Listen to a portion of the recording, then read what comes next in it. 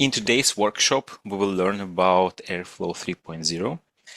And as usual in our workshops, if this is the first time you're attending our workshop, so this is a hands-on activity. So you can follow along this workshop.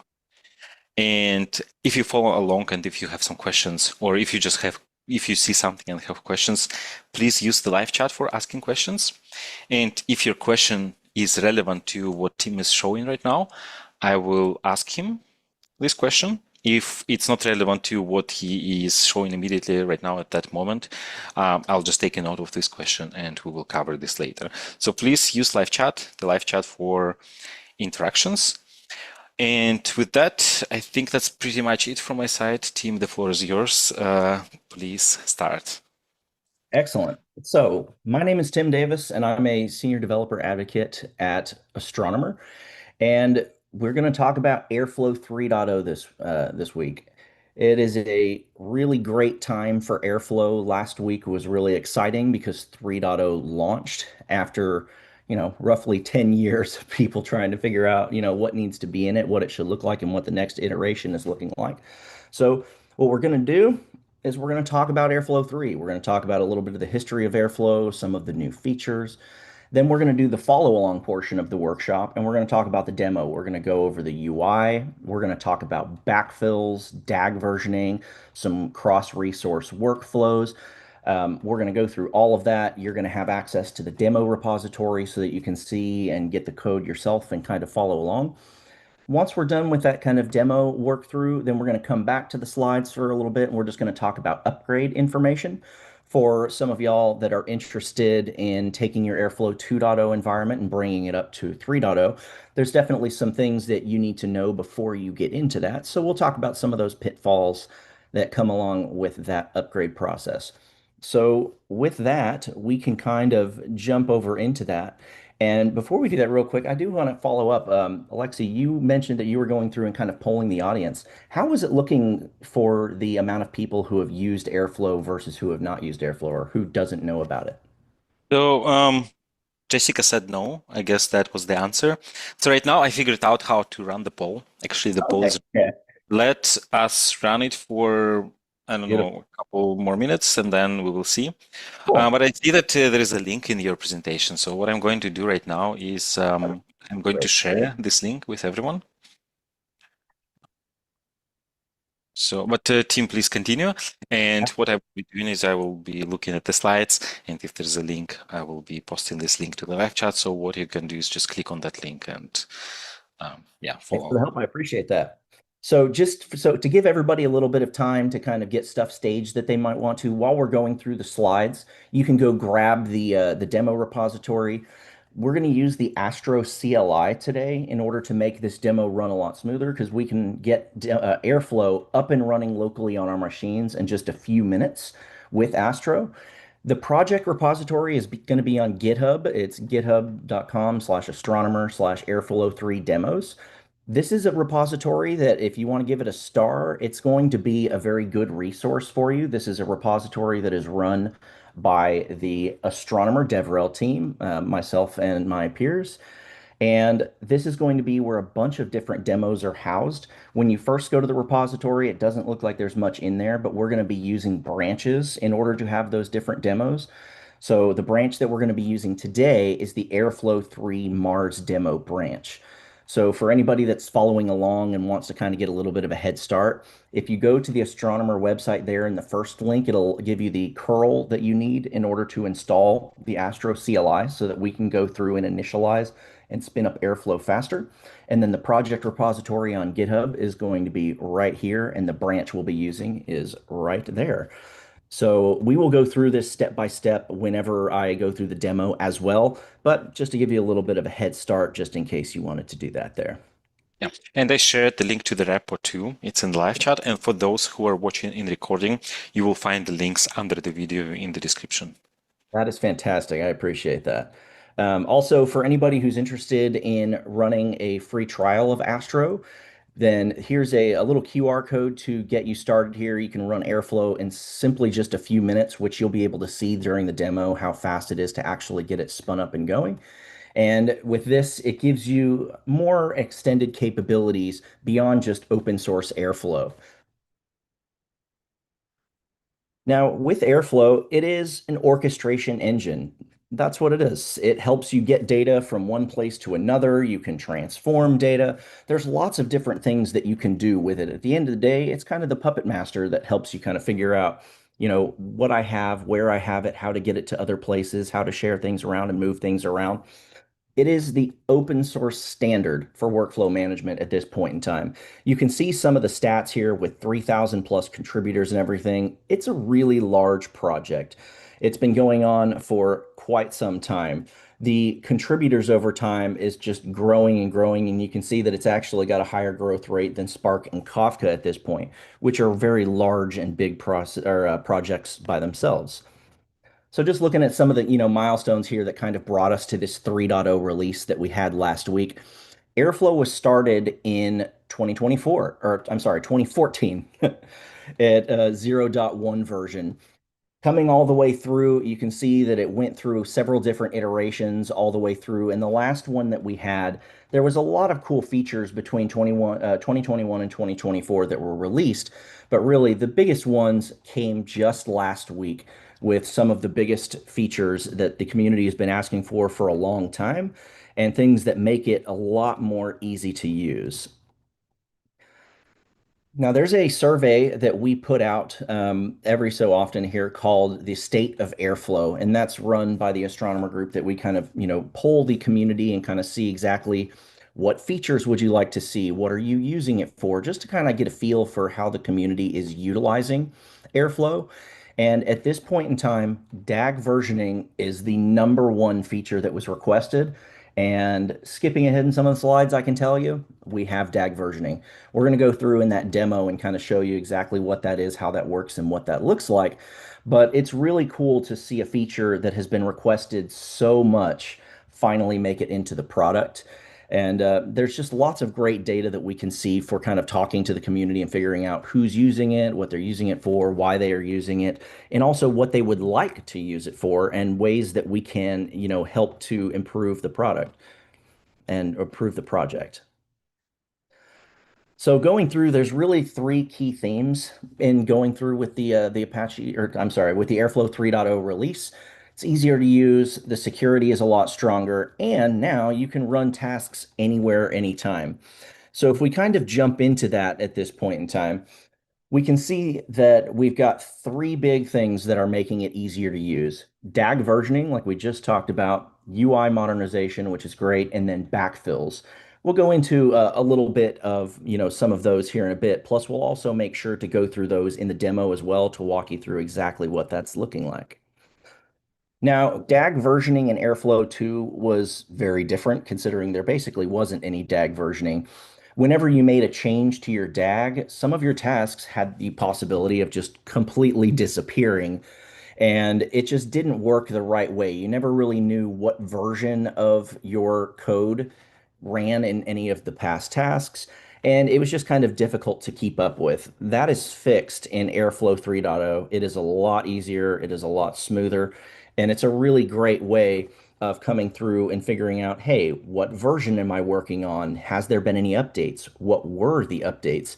You can actually see in the little animation here that we've got our version 1 and it's going to kick through, and on every version it's like, hey, now we've got 2 tasks, now we've got 3. And you can actually go back through the logs and see exactly what runs were based off of which code version, which is pretty cool. Now, there's also backfills. This was a really, really huge feature that was requested, and it used to be possible, but it was possible in a lot different ways. In Airflow 2.0, you had to kind of go through the CLI in order to do that. Now, one thing to note, a backfill is actually what you do when you need to rerun tasks from a DAG. Now, if you go through and let's say that you've got a DAG that pulls data out of one database, transforms it on the way, and then pushes it into another. Well, at some point in time, maybe you changed the logic for how that data is transformed.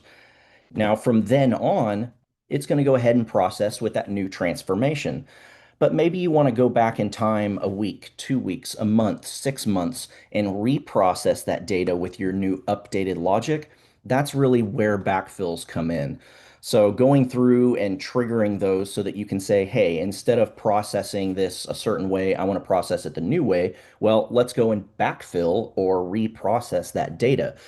Now, in 2.0, you could run it via the CLI. You couldn't really do it via the API or UI. And if for some reason your CLI session got disconnected, it was just gone. It didn't really work that way. It wasn't the smoothest of processes. Now, that has been completely changed and updated inside of Airflow 3.0. You can now trigger backfills from the UI, API, or CLI. We're going to definitely go through this in the demo so that y'all can see exactly how smooth that is and what a great process it is. You can also see exactly what's running and it gives you the logs to go for it. Now, another theme that we have here, other than the fact that it's incredibly easy to use, is stronger security. So Airflow 3.0 has some architectural changes now, and a big change for this is for task isolation. So in the past, a lot of the tasks were running inside of the Airflow instance itself, which is fine for either smaller, instances or things where security isn't necessarily of the, most utmost concern. Now with Airflow 3, there's task isolation so that you can actually run those tasks remotely in different areas. You can have remote execution of tasks, but also there's things that have changed that there is now no direct access to the metadata database from tasks. Now, this may be an issue for some folks that have been using Airflow for a little while and, has that. But one thing to note is that Airflow 3.0 and changing that and isolating those tasks really kind of helps separate the tasks from the actual Airflow instance and can give you that kind of separation and ability to control the security and control that workflow a little bit more. Now, one thing that I did just hit on was being able to run tasks remotely. This is another one of those huge themes and big changes for Airflow 3.0. We now have the ability to execute remotely. Now, with that, there's a few different flavors of that. If you're using OSS Airflow, then using the Edge Executor is something that's going to be great for you. That allows you to deploy task execution closer to the data where it resides, as opposed to necessarily executing that task inside of the Airflow instance, which isn't necessarily local to where the data is. If you're using Astro, then we have the Astro Executor, which has a little more functionality and also gives you that remote execution, which brings the task execution closer to where that data resides. There is definitely a lot of other features, including, a lot more resilience. It scales a lot better because instead of having to scale that entire Airflow instance, you're simply scaling where your tasks run. If you want to use something like a specialized GPU to run your AI models and things like that, you can definitely do that. And this gives you a lot more flexibility and power and control on your task execution from Airflow. It's really, really a big thing. I can tell you firsthand from like updating documentation and stuff, it's a very big change. So we definitely always want to note that out there and talk about how great of a change that is when moving from 2.0 to 3.0. Now, with that, you can also execute your tasks in different ways. It's not just necessarily setting a schedule where you're saying, hey, I would like to execute this at 10 a.m. every Wednesday, or I want to run this every Monday morning or Friday afternoon. You can actually now go through and do event-driven scheduling or inference executions. Now, under the hood, this is a lot of change to simply how the scheduling works with the dates and everything inside of Airflow. But with event-driven scheduling, for example, you can go through and use SQS as a trigger. That is currently supported so that you can have things executing on the back end. And if something happens, so if you say have an anomaly detected because you're running a task that does anomaly detection with an AI framework, that then sees an anomaly, it can fire off an SQS trigger that then immediately runs a DAG instead of waiting for that DAG to follow its own daily schedule. So now you can kind of set up more robust workflows based on what's happening and not just based on what time of what day it is. It's definitely a big change that gives you a lot of extensibility into how and when you're running your workflows in Airflow 3.0. Now, one change, if anybody's, for the people that have used Airflow 2.0 before, you're probably familiar with data sets. Data sets have actually swapped over into what's called an asset now. There's a lot of changes inside of this, so I definitely recommend if you're going from Airflow 2 to Airflow 3 to look up the documentation to make sure that you kind of, follow along with what's going on. We're going to show you an example of using asset inside of the DAG code that we're using for our demo.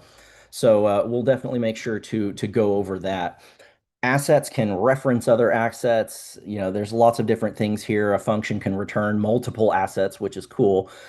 So in your head, for if you're shifting from 2 to 3, think about data sets as assets now, and definitely be sure to check out the documentation on what's changed and how we manage that. But we'll also take a look at that in the demo. If you can see here, we're looking at like add asset. This is a little snippet of the code here with a schedule of daily. And then we're going to go through and define our function of what's exactly happening. But one thing that you may notice is that if you're familiar with Airflow code from Python before, we have at asset instead of at task. So that's actually something pretty cool that we'll be able to see inside of our demo code, that you can actually set up DAGs that are assets and trigger off of other assets as opposed to just having DAGs that are task-based. They can be asset-based. So with Just that said, quick, maybe this is something you will cover later, but what's the yeah, main difference here, like conceptually? Because to me, it seems like tasks and assets are kind of the same. yes. So it depends. A task is simply going to go through and process Uh-huh. what you want it to do. Okay. An asset is actually going to be, hey, this is a chunk of data. This is something that's being written to or, pulled from. So it'll actually process off the actual asset that you are reading or writing to inside of Airflow 3. So when we have a decorator asset, it means that this thing will produce something there. It's not just a task that runs, but there will be a result. There will be a file after There will be the something to show something. for it, and that's something that when we go through the UI overview and everything inside of that demo, we'll kind of talk and show, hey, this is what their assets are, this is where they are, and everything like that. And I stopped the poll. So we Yes. have roughly 60% of people who have not used Airflow before and 40 who have used Airflow. Fantastic. Okay. I am glad to hear that. So, what we're going to do is we're going to jump through into the demo here. And one thing that we pointed out before is the repository. Alexi, thanks so much for sharing that repository link. For everybody who is kind of following along, when you first go into the repository, you'll see this main branch right here. I did want to definitely note yet again that we are using different branches for different demos. That way we can have everything kind of put to the side. If you shoot us a star here, actually, I see we've already shot up almost 10 stars just since I started here of, people who are checking out the repository. This is going to be updated from time to time. We're going to make sure that all of the cool demos that our team is doing and using is here. That way you can go back and use that code whenever you need to. If we jump into the demo repository, there's a few things that I want to point out before we actually jump in and start doing some things here. So the files that we're using, we've got our Docker file that's going to run. We have some packages and requirements that are needed whenever we run the project, but we also have our DAGs folder. This is going to be where our DAG files are that we're utilizing in the environment. And another thing that some of you may have already noticed is that we've got a nice little dev container folder here. So for those following along, if you don't want to clone it locally and use either cursor or code or what have you, then we definitely have the ability to come through and launch code spaces. And that's already pre-configured. We've got everything set up. So the Astro CLI should run fine just inside of that container. And you can go ahead and launch that code space and you'll be good to go. Now I'm going to run this locally. I'm a sucker for cursor at this point in time. I absolutely love it. So I'm going to go ahead and utilize that.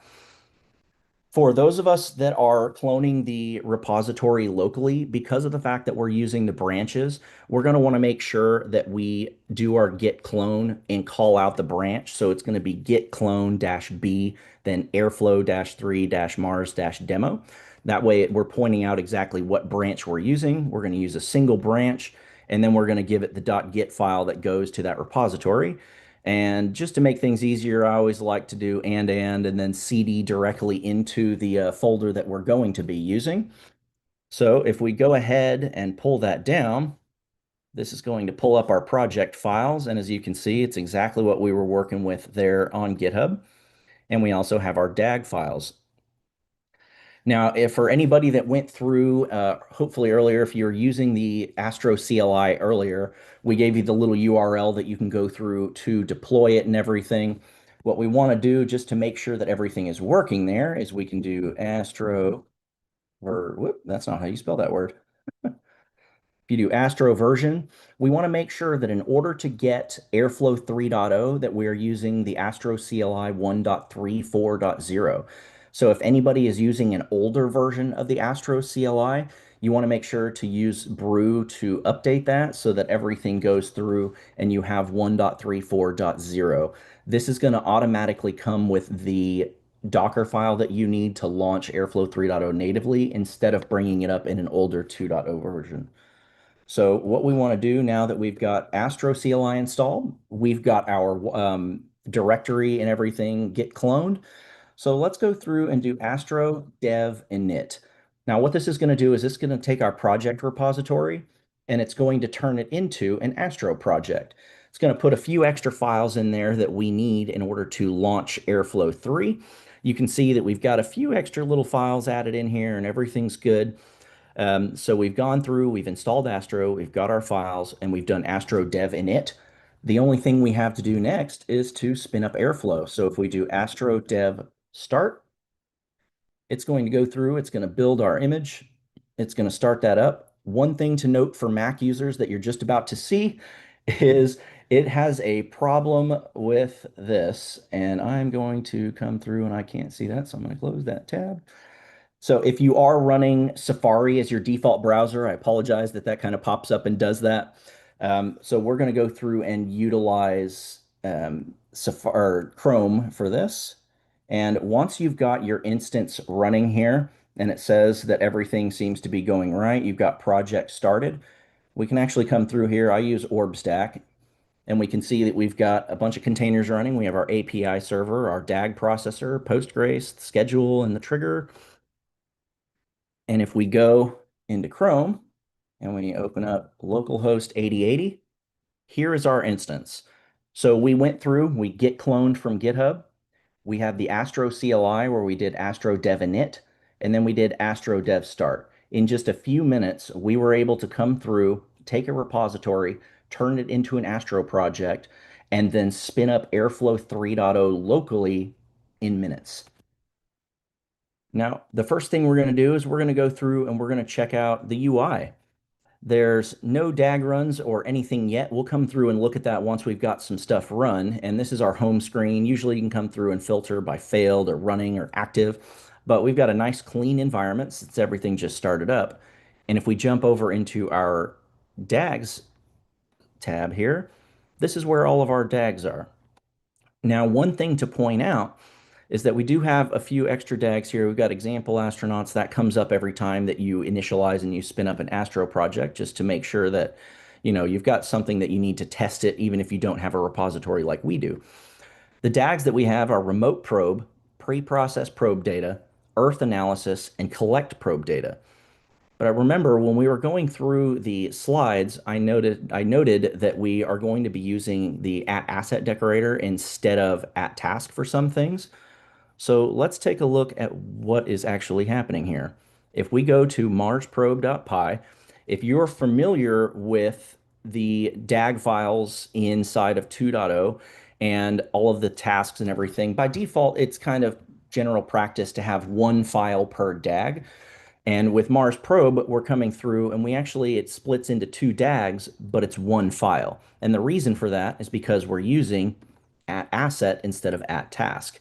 So if we have at task inside of a instantiated DAG, all of those tasks are going to be inside one DAG. Since we're not actually instantiating a DAG with at DAG for the decorator and then at task, it's all going to show up under each one. So inside of our Mars probe.python file, we actually have two assets. We have collect probe data, and then we have pre-process probe data. Now, these are all set up so that they directly show as assets here. We have our collect probe data and we have our pre-process probe data. The current astronauts comes from the example pi, so we can leave that alone. And then there's the remote probe response asset. Now, all of these that you can see inside of here are all assets that are linked to either a consuming DAG or a producing task. It's really easy to be able to come through and see, hey, which consuming DAG do we have here? So we have pre-processed probe data. And then if we come through what task is using collect probe data, we can actually come through and see exactly what task is using that. Now, if we go back into our DAGs list here, let's go ahead and turn some things on. So we're going to turn on remote, we're going to turn on pre-process, we're going to turn on earth analysis, and we're going to turn on collect probe data. Now, hopefully everybody was able to get that spun up. If you have any problems or questions, just keep using that chat and following along. Otherwise, if you would like to do it on your own later, we got that repository ready to go for you. So these files will always be available for you, and you'll always be able to use that Astro CLI to spin it up locally a lot faster. Now, there's a few things that I want to point out inside of the UI here. We have remote probe that doesn't have a schedule set up. We have pre-processed probe data that is scheduled off an asset. We have earth analysis that is also scheduled off an asset. And then we have collect probe data that actually has a calendar schedule. So this is the difference here, is that collect probe data is going to run automatically based off of a set schedule. This is the way that you used to know in Airflow 2.0 of scheduling things. And you were also able to do a little bit of scheduling off of other assets before, but these days it's a lot easier with event-driven scheduling, being able to schedule by asset. And the way that our demo is set up is that whenever collect probe data runs, it's then going to go through and automatically trigger off pre-processed probe data. And then it's going to go through and get picked up by Earth for analysis. So if we come through and run collect probe data just to kind of see what happens, we can trigger that. It's going to go through and run collect probe data. And you noticed that pre-processed probe data is already triggered, and so is the Earth analysis. So it went through and fired off 3 DAGs with 1. Now we did that manually, but if we left it, it would go through and fire off those 2 other DAGs based off of that workflow trigger. If we come back to cursor and we take a look at Mars probe, we can see that our at asset decorator for pre-process has a schedule set for collect probe data. So every time collect probe data is complete, it's going to go through and it's going to automatically trigger that asset DAG from that. And we see that our at asset for collect probe data is coming through and it's scheduled daily. We've got some nice tags that show where things are, but you can always use these tags to say, hey, this is production, this is development, this is in this data center, it's in that data center, this is for this application or that. Using tags is extremely helpful for being able to filter the information that you need and find what you're looking for and make sure that you are looking at the right things sometimes. So I definitely always recommend using tags. I have actually done talks in the past on how important simply using tags are. Now, what we can do is we can actually come through and filter based off failed. Cool. We don't have any. We can filter off running. Nothing's running right now, so that's great.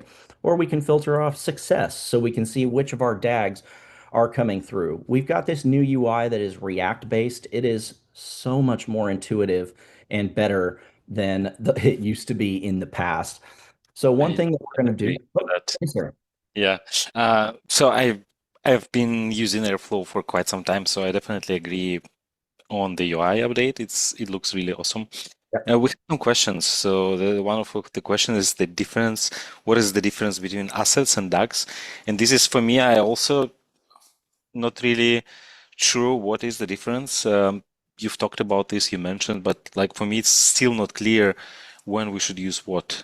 Maybe this is something that is coming later in your demo. So you're talking about But using at asset versus at task or at DAG. yeah, so for me, so maybe also there are people who don't know what Airflow is, or like they know but haven't used. So first, maybe we can start with a DAG. So a DAG is a bunch of tasks that we run one after another, right? So there is dependency that, let's say, task A depends on task B. So task B first runs first and then task A, right? And we Exactly. can group these tasks into a DAG. So a DAG is a bunch of tasks with dependencies between each other. And then there is an asset. And what exactly is an asset? Is it like a DAG? Is it a separate thing? Or because from what I understood, we can have one asset depend on another one, which means that we kind of have a graph here, an execution graph. When one Correct. thing gets executed successfully, then another one is triggered. So we kind of have a DAG. But then in the DAX tab, they are displayed like independent things. So Yep. it's kind of confusing, like what is what and when do we need to use what. Exactly right. And that is something that over the past week of like setting up the demo and everything, I actually had that exact same kind of struggle of trying to wrap my head around exactly how that looks. Because if you've used Airflow before, you know that DAGs actually come through and set up. And like you mentioned, they are just a logical grouping of tasks that execute in order. For example, if we look at our Earth analysis DAG, we've got a received data task, and then we've got an analyze data task. You mentioned the graph, which is a perfect way of visualizing that. And that's exactly what we have here. So we can look at the tasks and how they are actually mapped together and how they work. When this DAG is triggered, the receive data task comes through and then it runs the analyze data task. So for that, if we go back and look at these DAGs, each one of these is going to be a series of tasks, but some of them are an asset. I had an issue because in my head before, I think of a DAG as like one Python file that has at DAG instantiated and then a bunch of tasks under it. When I first set up my Mars probe file that has two assets instead of a DAG instantiation, and it came up with two separate DAGs. I was like, oh, that's new because in my head, I think of one DAG inside of Airflow as one file. Well, you can always instantiate multiple DAGs inside of the same Python file. Just for the sake of making sure that everything is kind of separate and more easily managed, it's always best to keep those DAGs inside of each one of their own files. But sometimes it makes more sense to keep them together in one file. For instance, we have two instantiated assets here, which an asset is just going to be where we're going to put data, where, something that we have that's tangible that we can work with. So this asset is the collected probe data. That's going to be the tangible asset that we have from this. We also have the pre-processed probe data, which is going to be that tangible processing of the data. Now, for some people that have DAGs with multiple tasks, for instance, if you have the Earth analysis, you can see that instead of at asset, we have the at DAG decorator, and it's going to come through, it's going to instantiate a DAG, and then all of these tasks underneath it are going to run inside of that. Now, that makes sense for us to logically group that together because that's going to be one single DAG. So that's kind of why we would take those at assets and put those into the same as well because they're logically grouped together. Now, the way that processes those is separate, which is why it kind of shows up here. But we can kind of tell based on the schedule that pre-processed probe data is scheduled off of the collect probe data asset. Our collect probe data is automatically triggering off its schedule. So once this is done, we can see it schedules that, and then it comes through and triggers our Earth analysis DAG as well. So it's definitely something that took me a minute to get used to, seeing multiple DAGs instantiated from one file. But when you would use one versus the other entirely depends on what you're doing and how you're going to be doing it. If you are immediately manipulating data and you want that specific thing to be manipulated, then cool. I would use at asset. If you are just setting up a DAG that's going to essentially come through and just process a few tasks, like grab data from somewhere else, send data off to somewhere else, then I would use at DAG and process those tasks. If the item itself is going to be the data that's collected and then passed off to something else, at asset is a great way of having that set up so that it's you can see each one of those individually and what the object is that you're working with. Hopefully that made a little bit of sense. Is there a way to see dependencies between assets, like a graph representation? Yep. So if we come through and we look at this, we can see that it's connected to essentially nothing because it doesn't have any dependencies on it. But if we go to pre-process probe data, that doesn't have that there. So where is the task? Pre-process probe data. Whoop, I lost it. Where are you?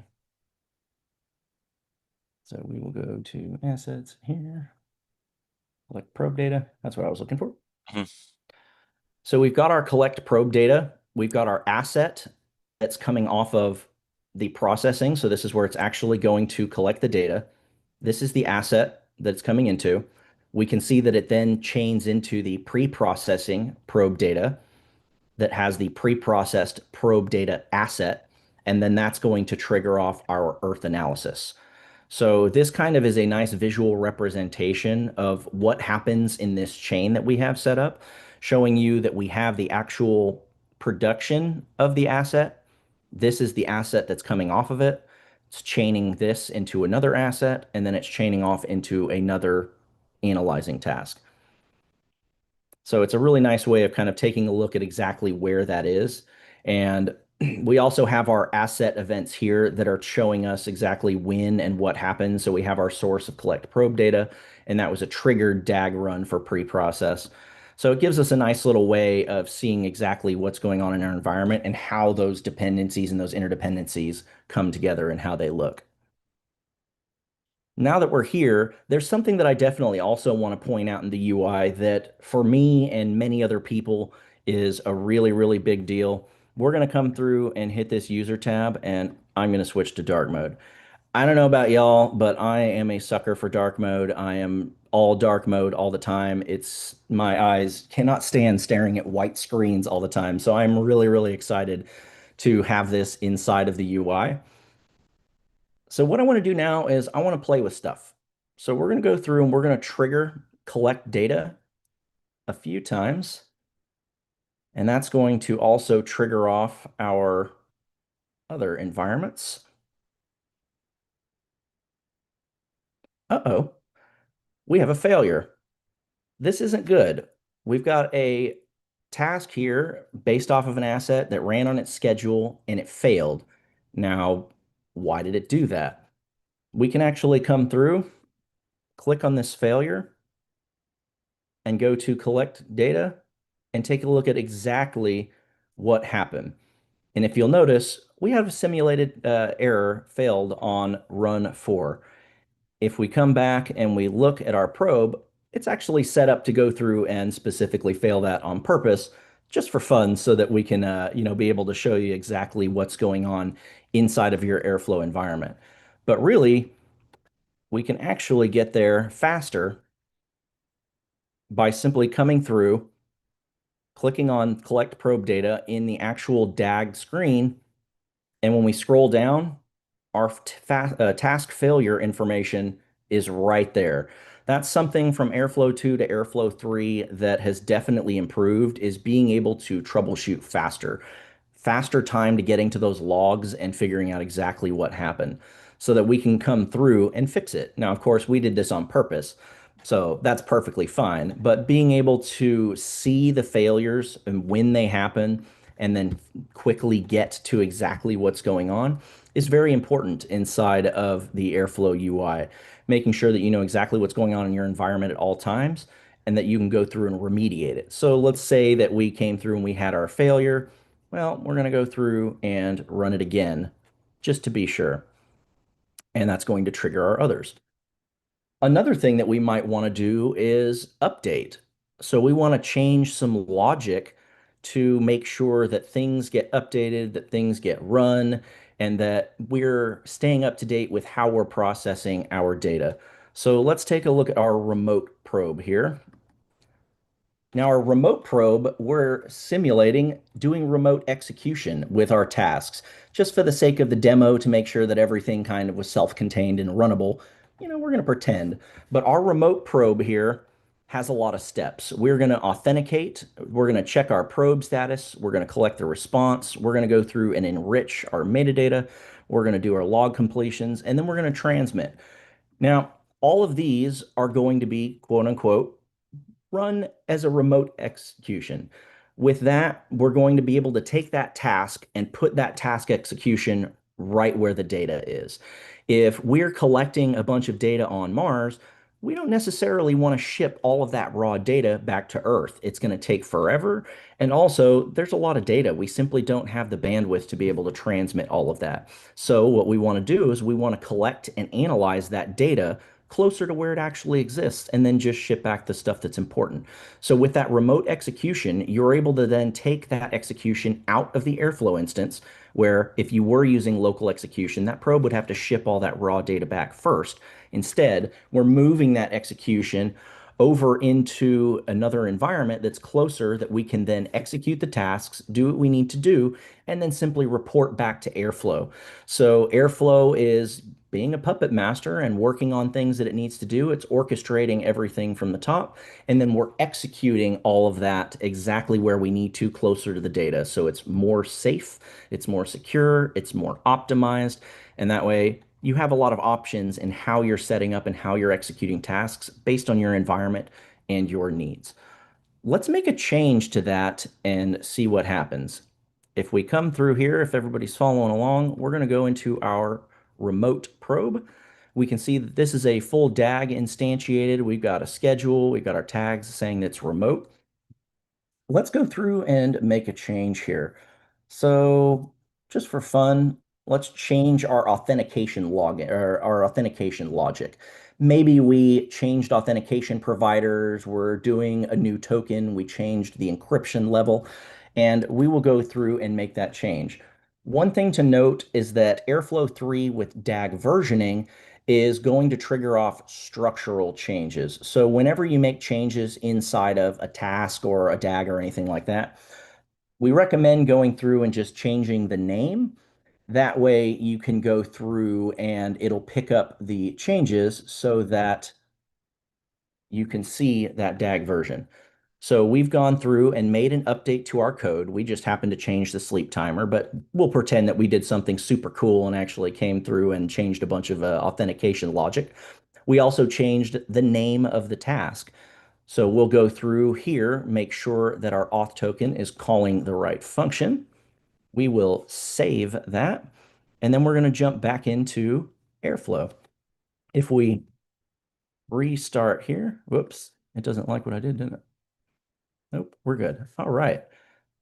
So if we come through and look, we can see now that we have Authenticate v2. If we come up to our options here, look at that. We now have two versions of the remote probe file. If we go back to v1, we can see that it's just Authenticate. And if we have v2, we can see that it's Authenticate v2. This is actually really, really important to be able to track the changes in your environment and be able to know exactly what versions are being run and when. If we come back through and we look at our events, we can come through and see exactly what's going on, what's been triggered. We can look at our code based off of what version. So if we come through and we look at the code for v1, we can see that we're at Authenticate for that function. And then we've got Authenticate v2 for that. And what we'll do, we'll come back and rerun that. And it's going to run again here. Now let's say that we didn't make an authentication change in this environment. Let's say that we actually came through and changed some of that data logic and how we're processing data.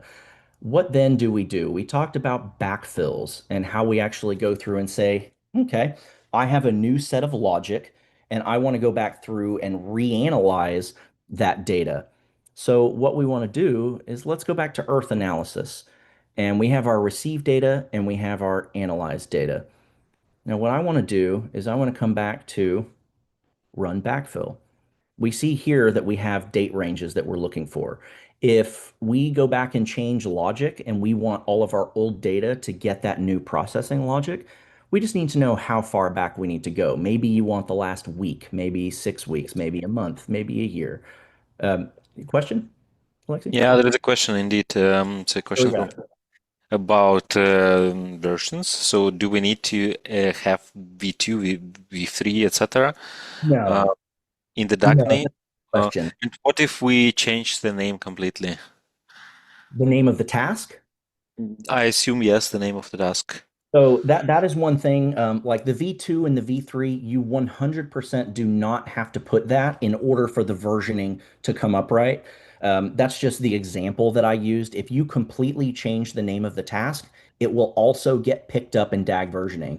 So if you change the name of the task from like authenticate to login or something completely different, it will absolutely pick that change up. It will change that task inside of the new version and it will pick up and give you a new version. I didn't even think about the fact that using like V2 would make somebody think that like you have to do that for it to pick up version. But yeah, you're absolutely right. Like you definitely do not need that.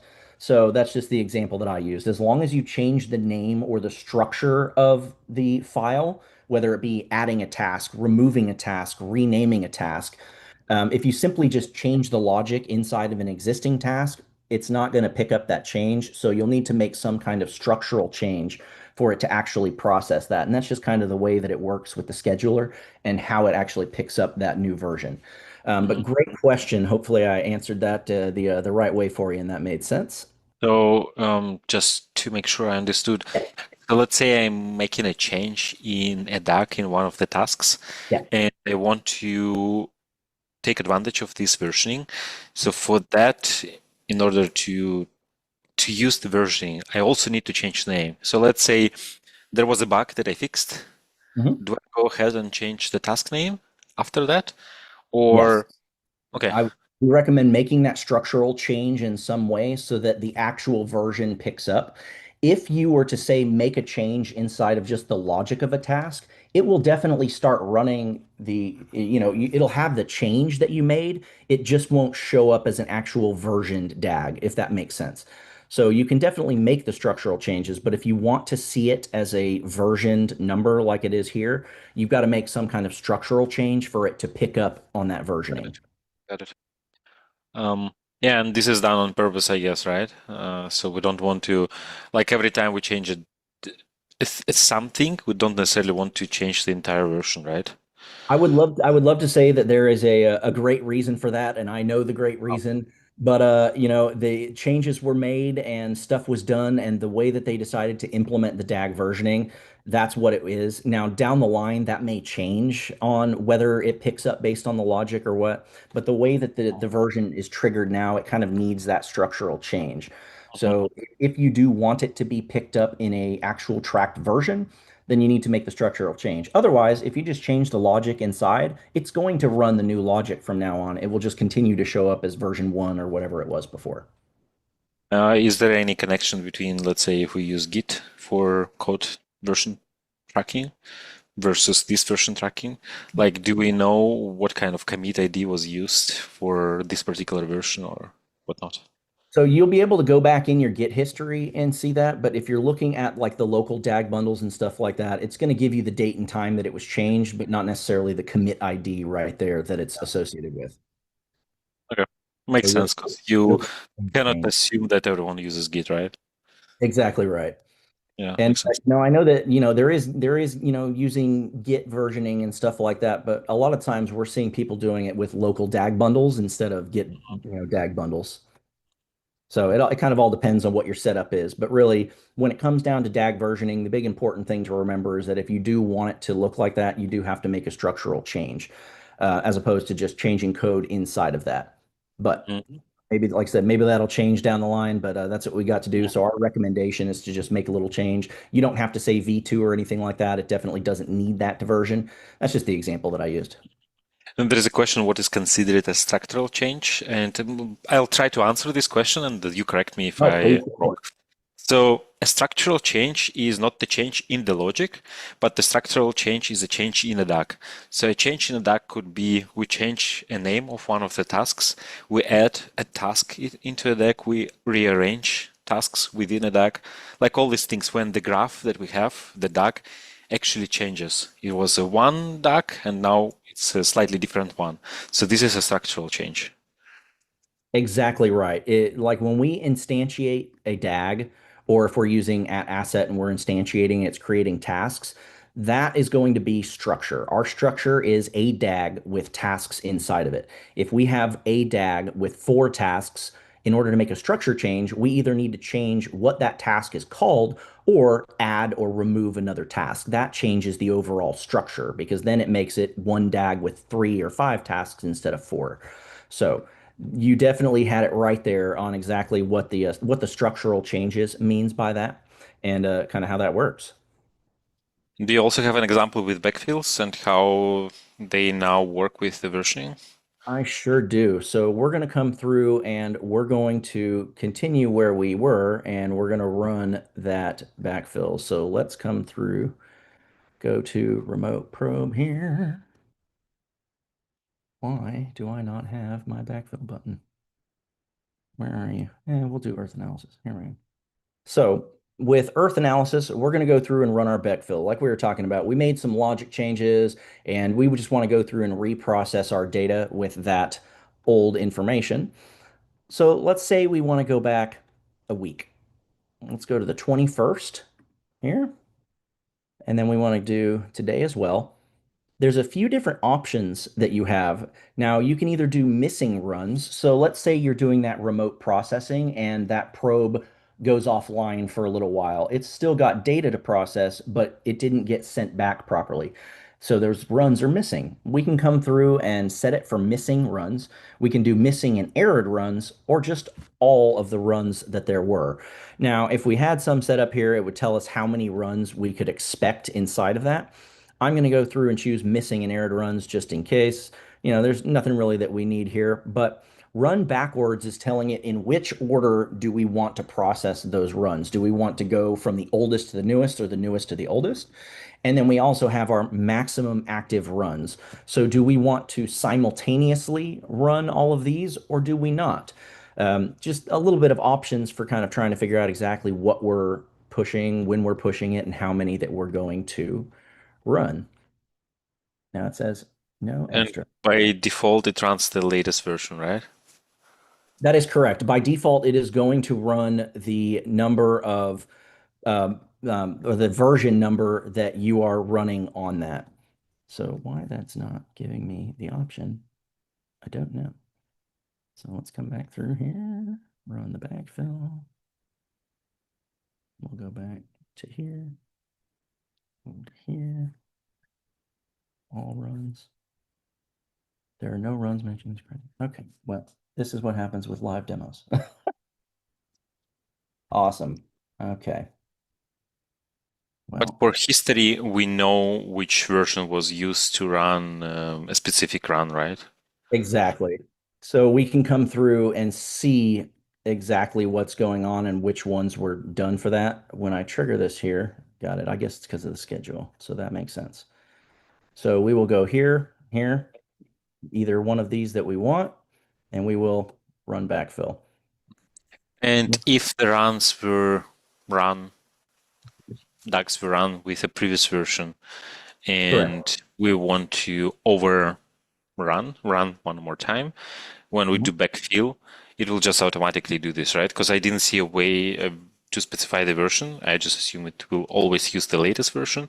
We'll So always when use the latest version. That's correct. And we can see here that when we go to our actual runs, first of all, when we triggered the backfill, it came through and it showed us exactly what's going on. So that's a big change from with 2.0 to 3.0. In 2.0, you couldn't even launch it and run the backfill from the UI.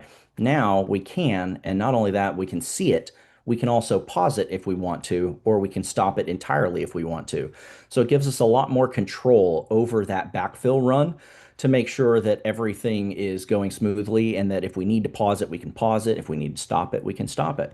And then if we come through to our run log here, we can actually see, when it was run, the state, the type of run, start date, end date, duration, and right here, we can see the DAG version that was run off of. Now, one thing with DAG versioning, if you do use Git DAG bundles, then you can execute DAG runs based off of different versions, but you can't do that with local DAG bundles. So that is one thing to note in there when it comes down to what version you're actually executing on. So if you're using that local package, using that DAGs folder inside of the instance, you're not going to be able to choose which version of that DAG that you're running when you do the backfills or any other manually triggered runs. You mentioned Git DAC bundle. What does it Now, actually mean? hopefully everybody's kind of, gotten things spun up, been able to see exactly what's going on. There's so many cool things happening in here that it's a really great version. It's really intuitive. We can also actually come through here now. We've got our browse tab, and some things that may be helpful are XComs. So just looking at our cross communication of what is talking to what. So we have our key of return value coming from our Earth analysis for which run ID and our task ID. This is actually coming through and telling us our cross communication. So like what is talking to what, and coming through and letting us take a look at all of that. We've also got our audit log of coming through and saying what's happening in my environment. We can see, when something's happening, what the DAG is for it, what the runner task ID is, what event it was. We see that we created a backfill by user anonymous. Now, of course, if you have your information, your user IDs and everything set up, you'll be able to track and follow along with exactly what's happening. And this is just a nice little way of being able to keep track of what's happening or back through and say, hey, something bad happened. What do I do? Now, of course, if you always have questions or anything like that inside, there's always access to the documentation. You can go straight to the Airflow docs. You can go straight to the repository. There's always an API reference if you want to check that out as well, which is very cool. So you can always utilize the API just like you can with the CLI or the UI. And of course, when we've got our users, we can always default to the graph view versus the block view. So if we default to that, we'll notice whenever we go in here, it's automatically coming to the graph view as opposed to automatically going to the grid view, which it should have done that because I switched it, didn't I? Yep. So let's go here, whatever. So if you set your default, it should go automatically to whether you have the grid view or the graph view for what you're kind of looking for. There's a lot of different ways that you can make the UI work better for you. Again, I am an absolute sucker for dark mode, so I am so happy that that's there. You can also see the time that your instance is in, which is super helpful. For the administration over here, we've got variables, pools, providers, plugins, connections, and config. This is always something that you might need. So if you're going through for connections and you want to set up, say, a connection to an SMTP server in order to send notifications, then you can always do that. You can set up SMTP if you want to set up, say, connection to a Postgres or SQL, anything like that. This allows you to come through and create those connections to your instance so that you have access to the data and the things that you need to work. We can come through and set all of our variables in here. We can do a big variable import, or we can add just the key value and description from here.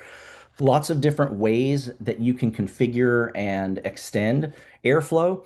And the fastest way to run that, as you've noticed, is that Astro CLI. We make it easy to run these local instances using OrbStack here for me. If you've got Docker or anything like that, that's how it's going to run. It's automatically going to create that environment for you. It's going to use the configuration files that it has. It's going to load your DAGs that are in that folder already. And it's going to make sure that you've got the easiest time to spin up from start to finish. Now, before we jump into the next section of kind of going over a little bit of the upgrade gotchas, hopefully everybody had a good experience with the demo and it was working for them. Does anybody have any other questions that There I is a can answer? question, yeah.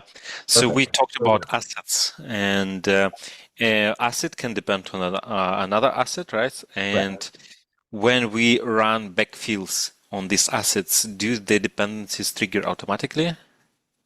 Yes. So when you've got a backfill is going to just simply trigger a run.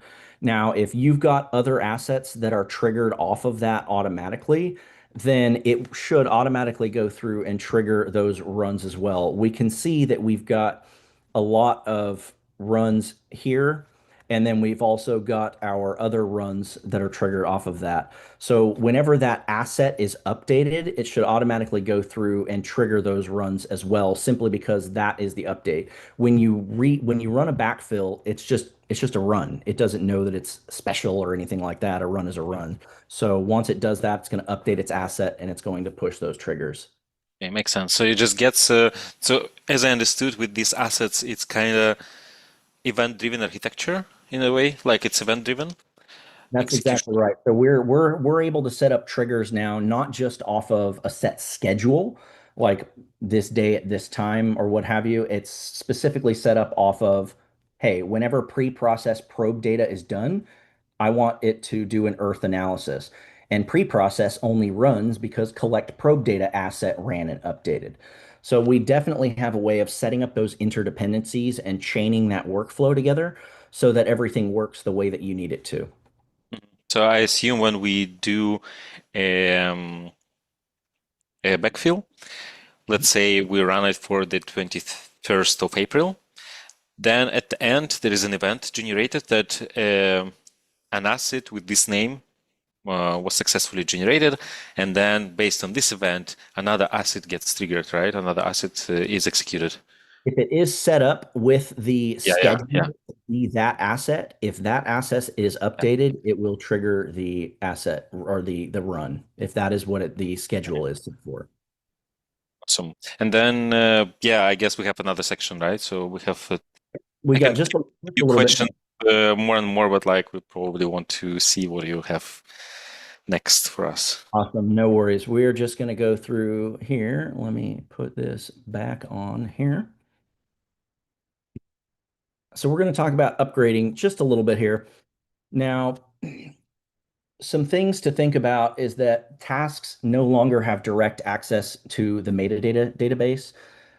In general, this is definitely done for security posturing, making sure that we're kind of isolating those tasks. There are some people that were doing that specifically before.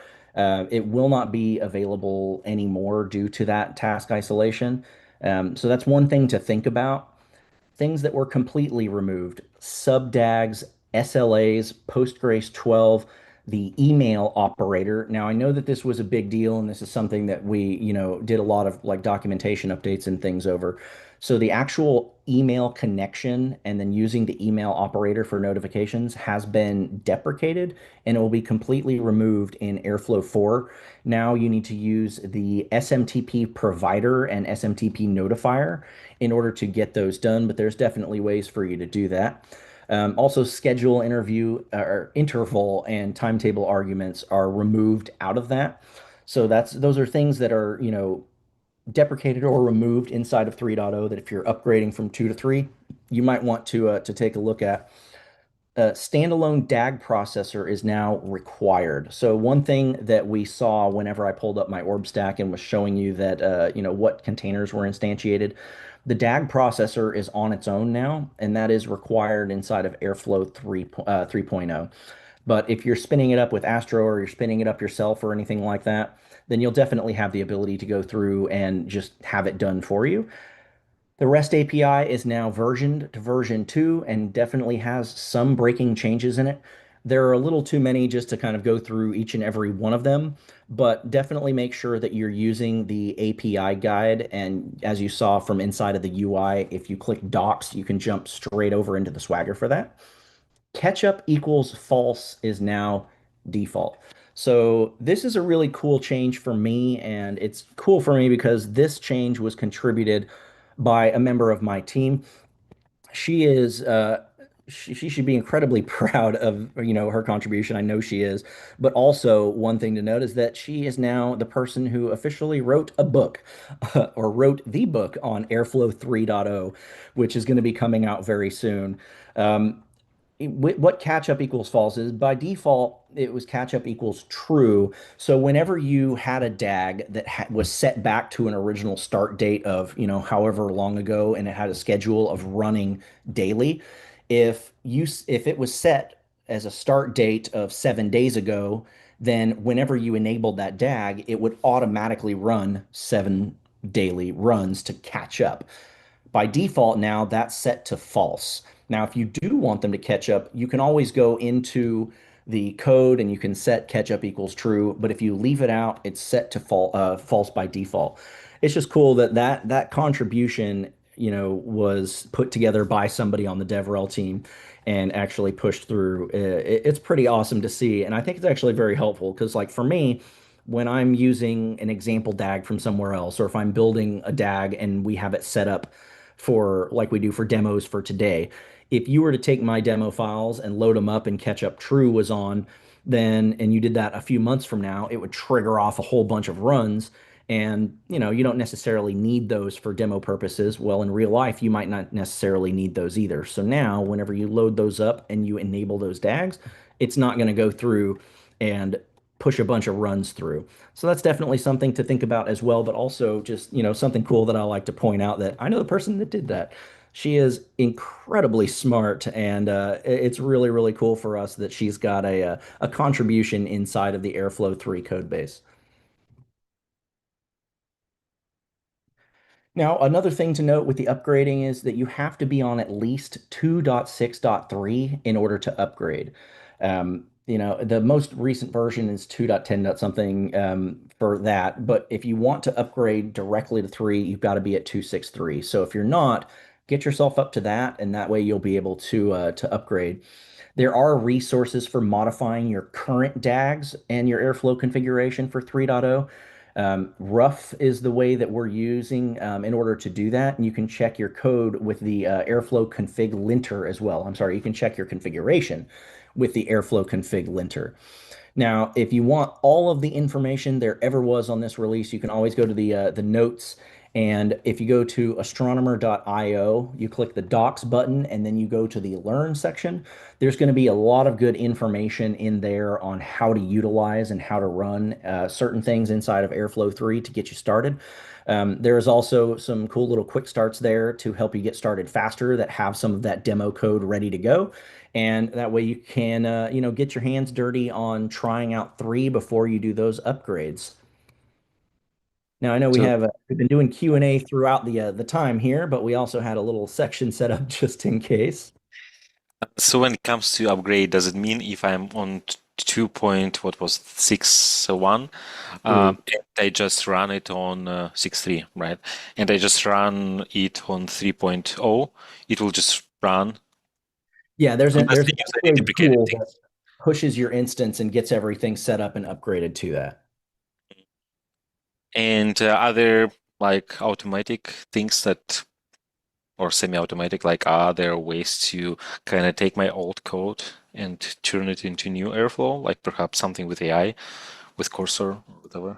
Well, I'm definitely sure that you can do that, because I took a lot of old code, fed it into Chat GPT, and got it upgraded. But one thing to note is that with the AI tools that there are out there right now, because Airflow 3 is so new and a bunch of stuff changed, it doesn't necessarily know that yet. I had to do a lot of fixing and feeding it updated information of how this works now and that works.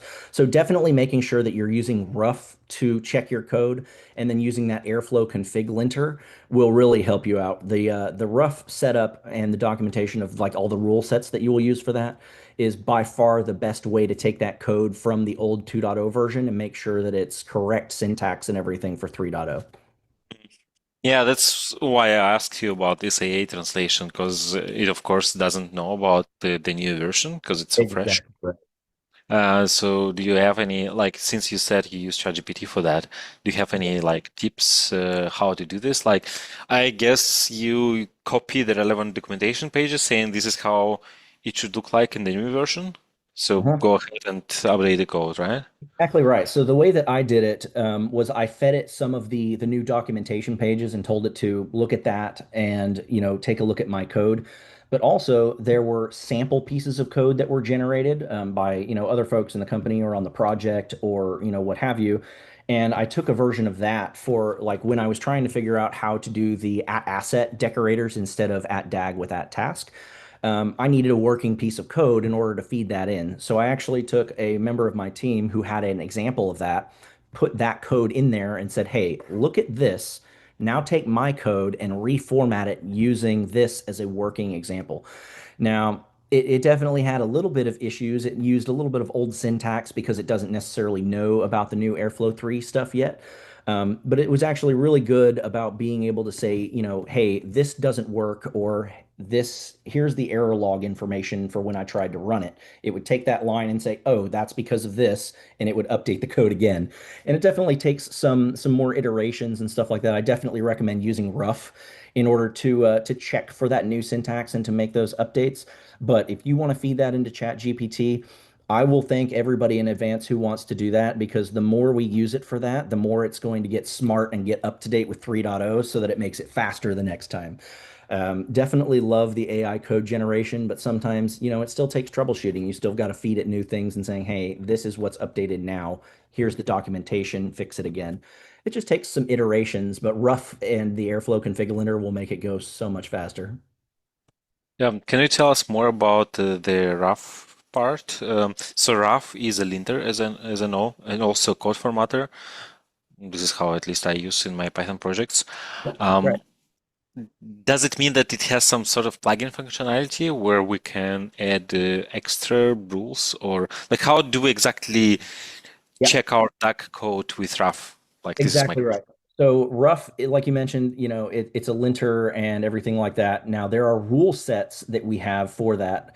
And when you go into the documentation on, for Airflow and upgrading and everything, there's examples that show you how to call that specific rule set that you need to use in order to get the right rule set, so to speak, for making those linting changes. So this is upgrading to Airflow 3 documentation, right? Yes, And it has, I see, rough check doc. So I found the link. I am going to share this link in the live chat. for sharing that. Yeah. And there are also questions that I will read right now when I add the link. Yeah, cool. So the link is there. Um, so there is a question about Pickle and XCOM. Um, Mhm. why we cannot use Pickle anymore and what to use instead. So that is a great question that I am not the prime answer for at this current point in time. That was explained to me, and I have not had to do that. So unfortunately, I do not have the exact answer for you. But if we can get the information, I will have somebody give you the exact and the best information for answering that question of why that's currently not supported anymore. So from what I know, Pickle in general is considered unsafe because Correct. what you can do is just inject any custom code into your Pickle object. So when you unpickle, this code will execute it, which is a security risk. That's Organization. why many projects disable Pickle. So I guess this is the same Keeping idea. along with that, yeah. Yeah. So probably I think there are some alternatives that can get any Python object and serialize it, like maybe Cloud Pickle, if I'm not mistaken. I don't know what's its relation between Cloud Pickle and Usual Pickle, but probably there are some other serializers, like I don't know, JSON serializer or YAML or whatever. Yeah, there's definitely different ways to serialize that data. Um, but from a security perspective, you definitely don't want code injection and everything like that. But again, like we can get that information for you and make sure that we get you the answer that you need to do. If that is going to be a breaking change for you, we can make sure to help you out and get that all set up. I see that there is some discussions in the chat about certificates and Airflow 3.0. So I assume I briefly looked at the discussion that you provide some sort of certificates, right? I think it's you have this Airflow Academy. Um, Oh, and you certifications. about Okay, that? got Yeah, it. so So in exactly. my head, when you started talking about certificates, that's my old Uh, school, yeah, infrastructure and DevOps, ops right? design, and I start thinking SSL certs. Yeah, Okay, so yes, there is certificate. definitely certification paths. If you go on to astronomer.io inside of there and go to like the docs and the learn section or somewhere in there, we definitely have certification paths. There is a fantastic course put out there by a colleague of mine, Mark, and you can go through and watch all of the videos that kind of get you up to speed with what you need to know, and then it will go through and there's a certification test that you can take for that. Definitely something to look at. There are so many fantastic resources out there for you. And also, Airflow 3 just came out last week. We did a lot of work beforehand. Lots of people worked very, very hard to make sure that a lot of resources were updated on day zero, right when it was available. So keep in mind for, some things, not necessarily that certification, but overall documentation and other third-party resources are getting updated as fast as they can now that 3.0 is out. But yes, there is definitely a certification out there for you. Lots of resources to learn and, stuff for free. The certification test is not, but definitely go check that out and, make sure that you're, up to date. It's a nice resource to have on your LinkedIn there that you are Airflow certified. And I just did a bit of Googling while you were talking. So I found the link. It's academy.astronomer.io. I shared the link in the live chat and also put this in the description. And then the first button I see, first of all, there's Mark's face, who's the course instructor. And then the button is get certified. So I guess you click on that button and you get certified, right? Yes, sir. And if any of you have ever seen Mark's content before, like looking at Airflow stuff, he is extremely brilliant. So it is very cool to be working on the same team as him. If you go onto YouTube and you start looking up Airflow stuff, you're going to find his face pretty quickly. It is a really, really great resource. I went through the certification stuff when I first joined at Astronomer as well. Really well structured, really well delivered. So if you're not sure, how it works or what you're doing, or you just want to, beef up a little bit on your knowledge, it's a great video series to go through, whether you take the test or not. It's definitely a great resource. And a shout out to Mark, because one of the reasons we speak right now, you present right now, is because of him. So a while ago, I pinged him on LinkedIn saying, "Hey, can you introduce me to the rest of the astronomer folks?" And he said, "Yeah, gladly." So here we are now. Yeah, he is a great person, a very, very knowledgeable airflow person, and just cool in general. Really, really, happy to work on a team with him. Okay, so there is I still see questions about assets and tasks, and it's still not clear when to use what. Perhaps do you have any extra resources where we can check to actually, make sure we understand the concept? I Certainly. guess, like for me at least, when I have problems like that, what I need to do is actually something hands-on. I just need to go ahead and implement something. Perhaps you have a resource that will be helpful exactly for that. Like perhaps there is some practice or some tutorial that we can just follow to in order to grasp the difference and to understand when to use what. Exactly. There is a documentation link if you don't mind grabbing that from our chat and shooting it over for everybody else. There is a piece of documentation that will help you kind of do that. And also, like you just mentioned, getting hands-on, that was something that really helped me as well because having to go through and my demo DAGs that we just went through were all using at DAG and at task. And it was brought up to switch that over to at asset to show that off. And it was definitely a learning experience of trying to kind of wrap my head around how it worked and why it did that. It is still kind of smoke and mirrors magic under the hood to me in my brain sometimes, but we definitely have documentation and resource examples. One thing to point out is that the demo repository that we used today, if you go through and you look at the other branch, I want to say that it's the Airflow 3 introduction demo. There's going to be a couple of examples inside of there that show you how to use that at asset instead of at task. And that was the resources that I actually fed into ChatGPT and said, "Hey, these work. Assume these work. Go through and convert my code for me."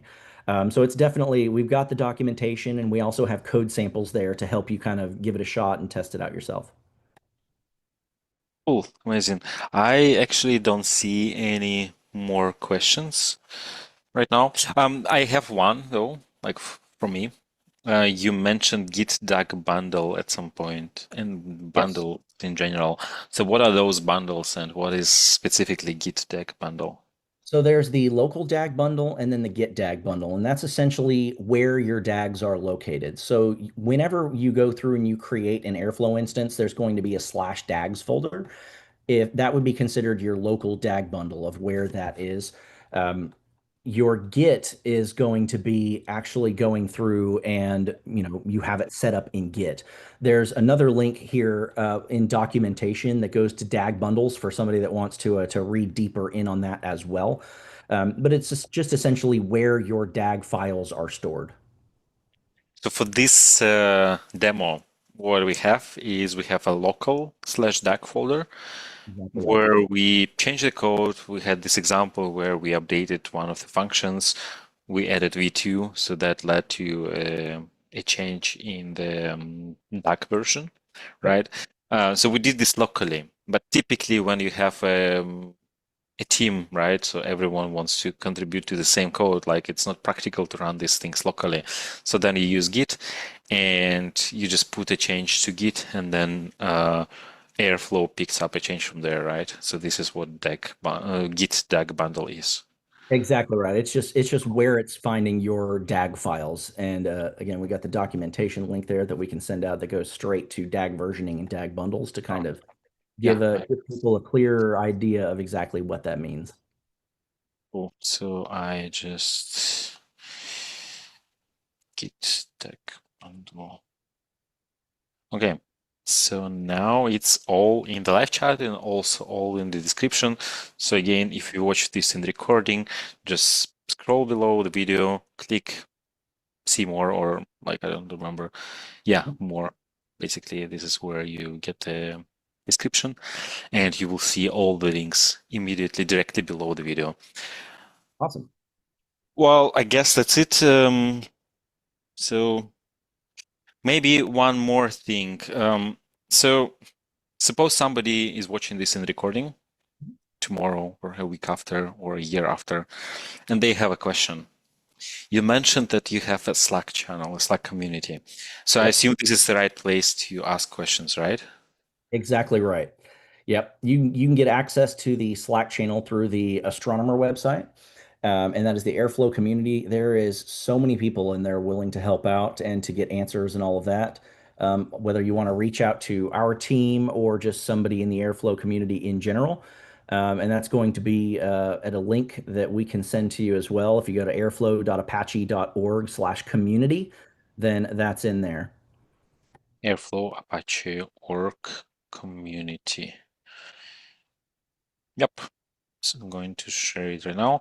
Is there any specific channel that is preferable to use if they have questions specifically about this workshop or Airflow 3.0 in general? I would definitely just reach out to me on there, Tim Davis. And if you have questions about this specifically, let me know. Otherwise, if you have like just Airflow specific questions, definitely, there's so many resources out there. So whatever channel that you need to do, you can also go into Airflow-Astronomer for a channel and find all of us that are specifically at Astronomer. Okay, I am going to add this all in the description. Perfect. Well, yeah, there is a comment from Sasha. Give more likes to this video. That is certainly a good idea. Likes, comments, tell your friends, ask them if they upgraded to 3.0 yet or not. And if they have not, share the link there with them. And yeah, I guess that's all from us, right?